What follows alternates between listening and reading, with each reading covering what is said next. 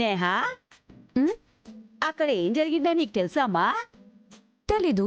తెలియకపోతే మరి నువ్వు కూడా గాల్లోకి చూడాలి కదా. ముద్దు చూడు.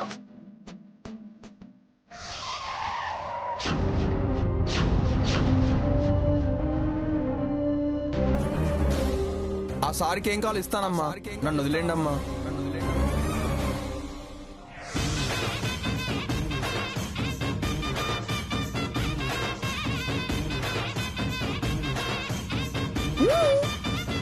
అది జరిగింది.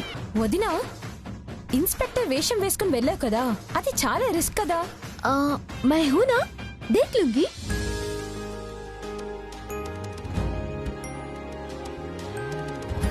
అవును, ఇంతకీ వంట ఏం చేశారు?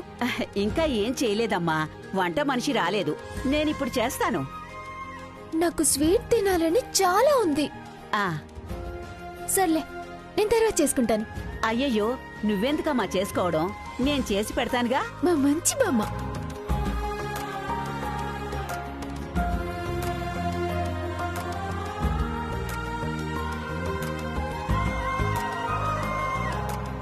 అమర్, పాపం ప్రియ, తను బాధల్లో నుంచి ఇప్పుడిప్పుడే బయటకు వస్తుంది. తను డల్లుగా ఉంటే మాకెవరికీ ఏమీ తోచడం లేదురా. ఇప్పుడే కాదు, ఇంకెప్పుడు తన్ని బాధ పెట్టకు. జీవితాంతం తండ్రి లేని లోటుని తెలవనివద్దురా. లేదమ్మమ్మ, తనకి ఏ కష్టం రానివ్వకుండా చూసుకుంటాను. ఆ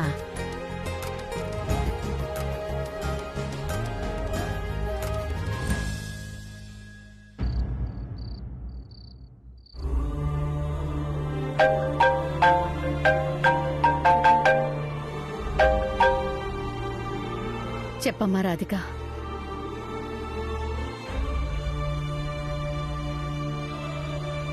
ఏం చేస్తున్నావమ్మా?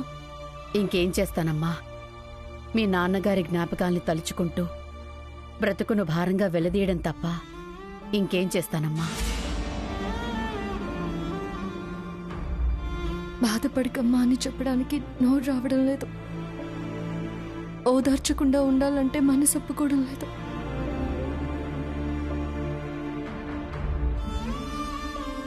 ఏం చేసినా మీ నాన్నగారైతే తిరిగి రారు కదమ్మా. ఆయన మనందరి మీద చూపించిన ప్రేమ, తీసుకున్న జాగ్రత్తలు మర్చిపోలేక బాధపడుతున్నాం అంతే. అమ్మా, ఏమన్నా తిన్నావా? సహించకపోయినా తినక తప్పదు కదమ్మా. ప్రియాకి ఫోన్ చేసావా అమ్మా? నేనెప్పుడు ఫోన్ చేసినా దాన్ని కంట్రోల్ చేయడం నా వల్ల కావడం లేదు. మనకి ముందు నుంచి మీ నాన్నగారి అనారోగ్యం గురించి తెలుసు కాబట్టి కొద్దిగైనా బాధని భరించగలుగుతున్నాం. ప్రియకి సడన్ గా తెలిసేసరికి తను తట్టుకోలేకపోతోంది రాధిక. సారీ అమ్మా, ఈ సమయంలో నీకు తోడుగా లేకుండా ఒంటరిగా వదిలి రావాల్సి వచ్చాను. మీ అల్లుడి గారికి ఆఫీస్ ఉంటుంది, అత్తయ్య బిజినెస్ పని మీద బయటికి వెళ్ళాల్సి ఉంటుంది. కాబట్టి నేను ఇక్కడ ఉండక తప్పడం లేదు.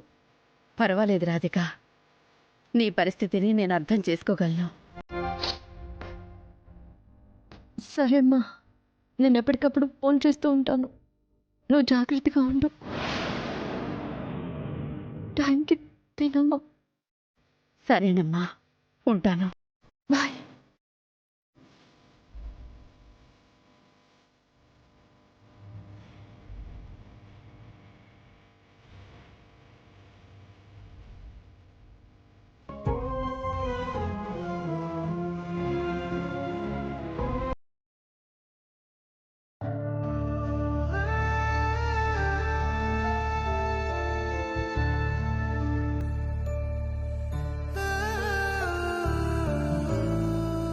ఎవరు రాధిక? అమ్మకి ఫోన్ చేశాను. నాన్న లేని ఒంటరితనం అమ్మను బాగా వేధిస్తుంది. వాళ్ళ పెళ్ళయ్యాక నాకు తెలిసి మామయ్య గారిని వదిలి అత్తయ్య గారు ఎన్నడూ ఉన్నట్టు లేదు. బ్యాంక్ టైంలో తప్ప ఇద్దరు కలిసే ఉన్నారు, కలిసే తిరిగారు. అంతగా పెనవేసుకున్న తోడు ఉన్నట్టుండి దూరమైతే ఆ మనసుని సముదాయించుకోవడం చాలా కష్టం రాధిక.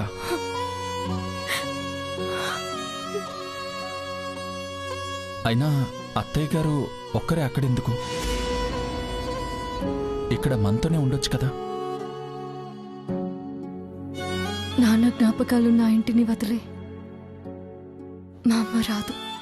రేపొకసారి ఇద్దరం వెళ్ళి కన్విన్స్ చేద్దాం. ఉమ్.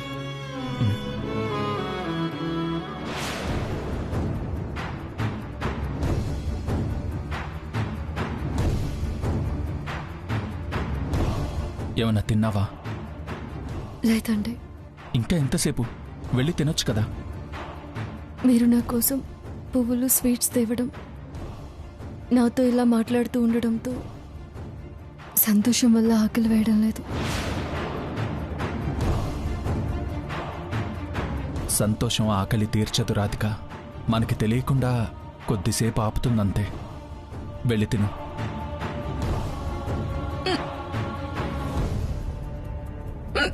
రాధిక,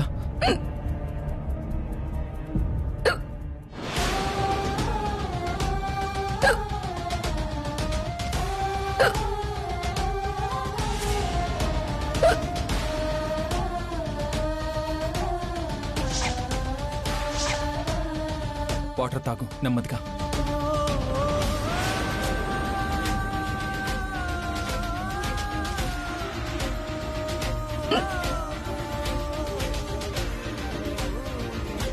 రాధిక, సెట్ అయిందా?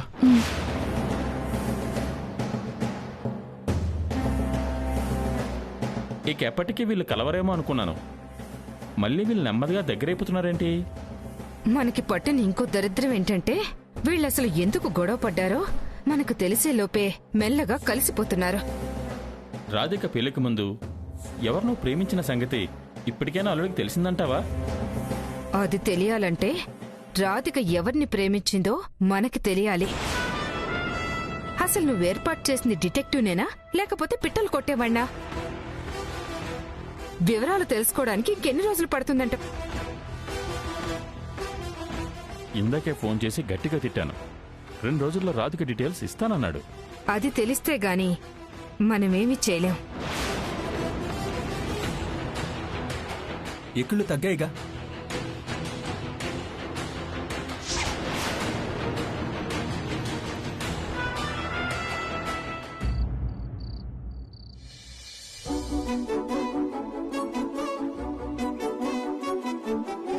అమ్మా ప్రియా, ఏం చేస్తున్నావమ్మా? నర్సరీ వర్క్ చేస్తున్నాను బామ్మ. అవునా? ఇదిగో నువ్వు స్వీట్ తినాలన్నావు కదా, పాయసం చేశాను, తిను. తీసుకోవద్దునా? నేహా అక్కడ పెట్టు, నేను తర్వాత తింటాను.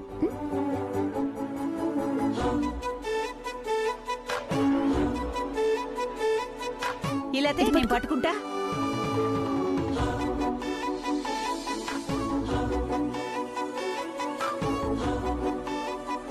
ఇలా చేస్తే కాస్త చల్లారుతుంది. నా చిన్నప్పుడు ఇలాంటివన్నీ ఎప్పుడో చేశాను. ఇలాంటివన్నీ ఎన్ని చేశాననుకున్నా? సరే బామ్మ, ఇదిగో ఇచ్చుడు.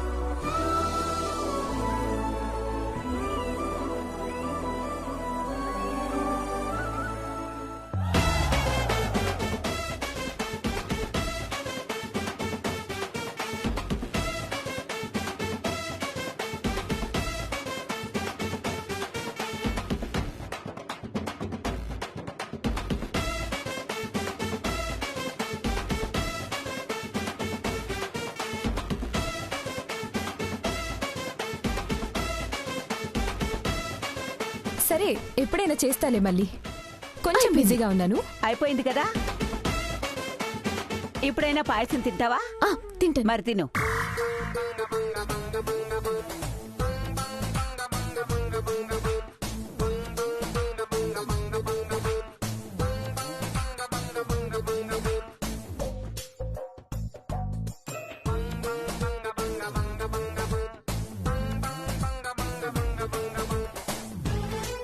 ఎలా ఉందమ్మా?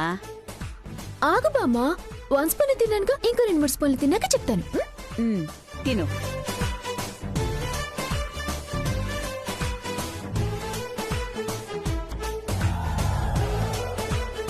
పాయసం ఏంటి అది మాదిరిగా ఉంది?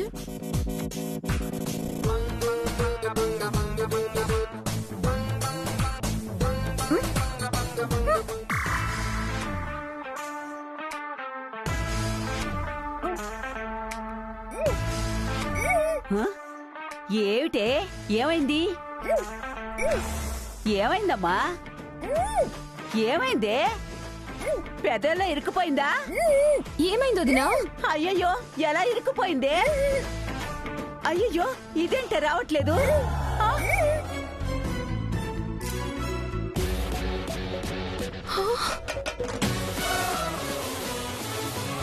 సారీ వదినా,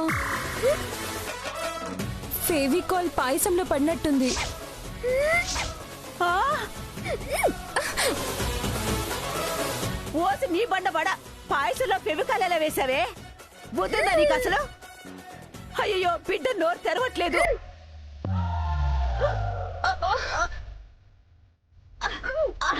అయ్యయ్యో, ఏంటి ఇది?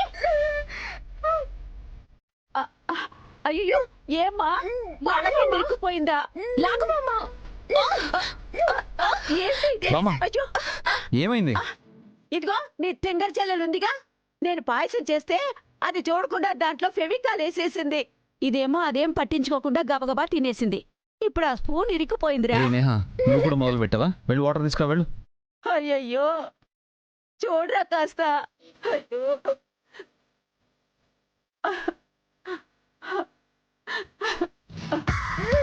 మెల్లగా మెల్లగా. అమ్మా అమ్మా ప్రియా.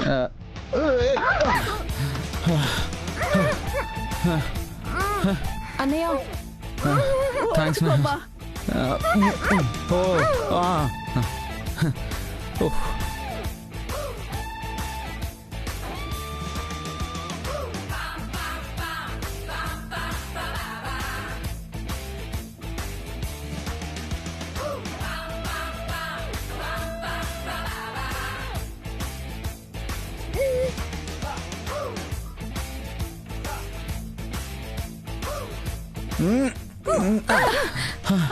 అమ్మయ్యా. దేవుడా, ఏమైందమ్మా? ఏంటి ఇది? ఒరే, నోరు తెరవలేకపోతుందిరా, చూడరా. స్పూన్ వచ్చేసింది కదా, మాట్లాడు. ఏంటి? పెదాలు ఓపెన్ అవటం లేదురా పిల్లకి. అయ్యో అయ్యయ్యో.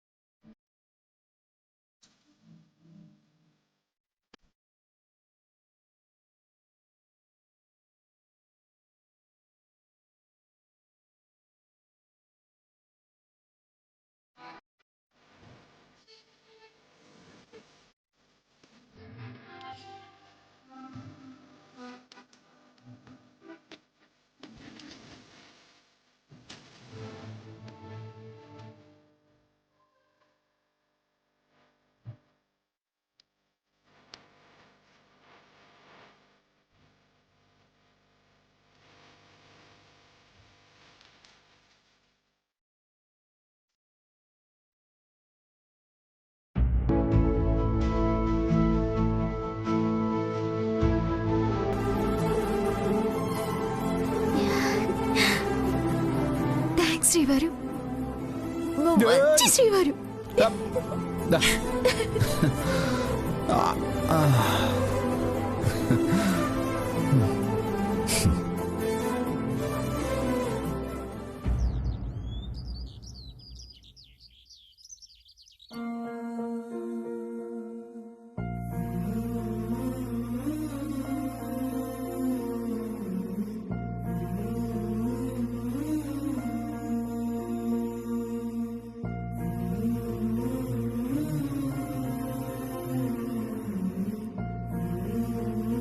అమ్మా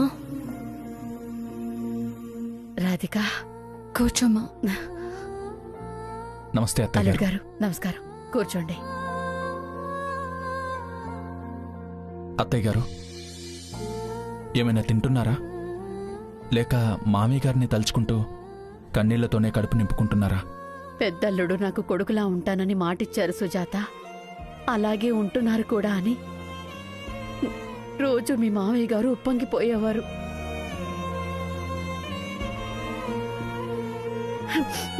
మీరిప్పుడు నన్ను కొడుకులా అడుగుతున్నందుకు ఆయన ఆత్మతృప్తి పడుతుంది.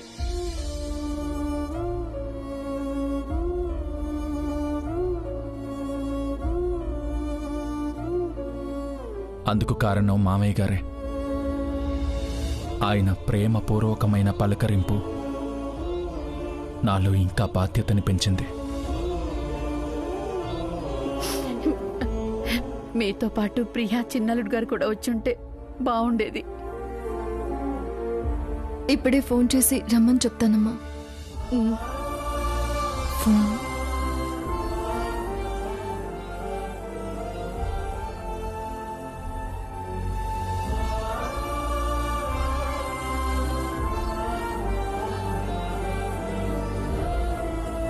అమ్మా, అమ్మా, ప్రియా, ప్రియా,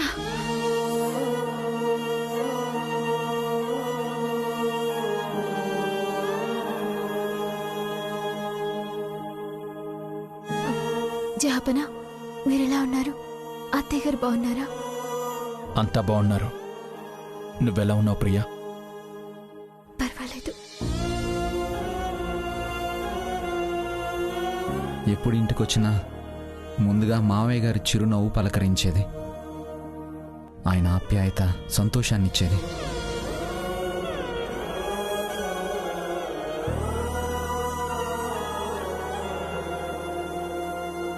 నేను పరిచయమైన దగ్గర నుంచి వయసుతో నిమిత్తం లేకుండా నన్ను స్నేహితుడిలానే చూశారు.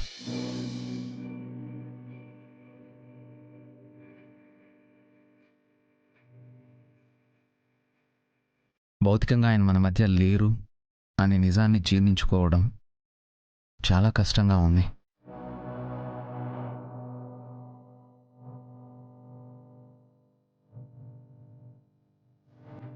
మామయ్య గారి మాటే మనకొక ధైర్యాన్ని ఇస్తుంది.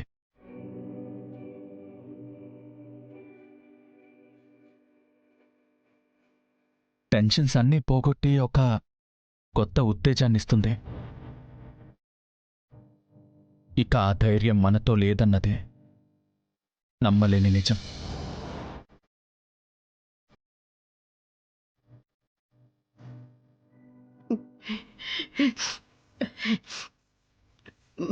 ఉండండి, మీకు కాఫీ తీసుకొస్తాను. అత్తయ్య గారు, అల్లుడిలా కాదు, మామయ్య గారికిచ్చిన మాట ప్రకారం కొడుకులా వచ్చాను.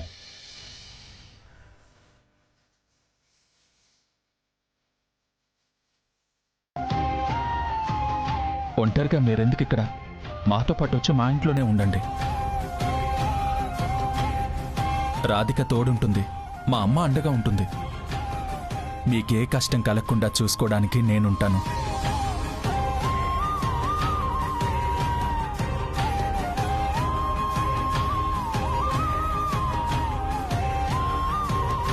అవునమ్మా, ఒక్కదానివే నువ్వెందుకు ఇక్కడ ఉండడం? నేను తీసుకువెళ్దామని మేము వచ్చాము.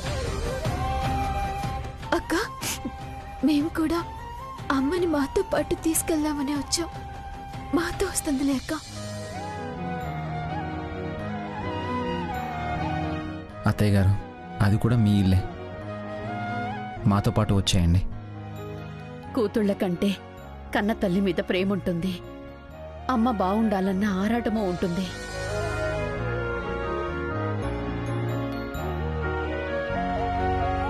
కానీ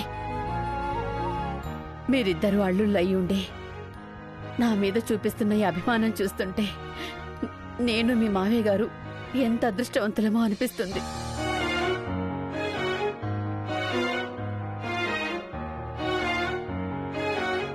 నేను ఇలా అంటున్నానని మీరు మరోలా అనుకోవద్దు. నేను మీతో పాటు రాలేను.